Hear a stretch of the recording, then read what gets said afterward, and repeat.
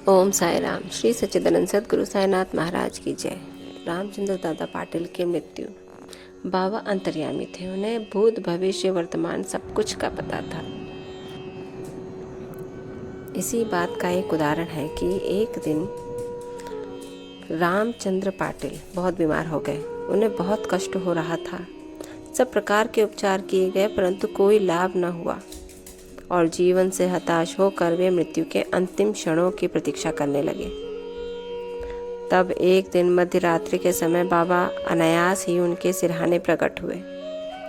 पाटिल उनके चरणों से लिपट कर कहने लगे कि मैंने अपने जीवन की समस्त आशाएं छोड़ दी हैं। अब कृपा कर मुझे इतना तो निश्चित बतलाइए कि मेरे प्राण अब कब निकलेंगे।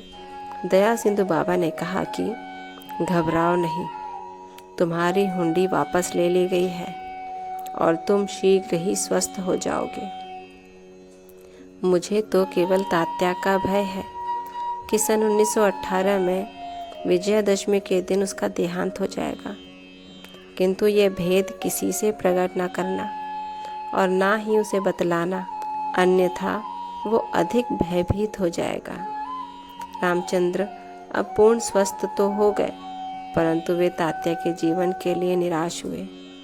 उन्हें ज्ञात था कि बाबा के शब्द कभी असत्य नहीं निकल सकते और 2 वर्ष के पश्चात ही तात्या इस संसार से विदा हो जाएगा। उन्होंने ये भेद बाला शिंपी के अतिरिक्त किसी और को प्रकट न किया। केवल 2 ही व्यक्ति, रामचंद्र दादा और बाला शिंपी, तात्या के जीवन के लिए चिंताग्रस्त और दुखी थे। परंतु बाबा तात्या को बहुत ही ज़्यादा करीब से जानते थे। तात्या की माता ने बाबा की बहुत सेवा की।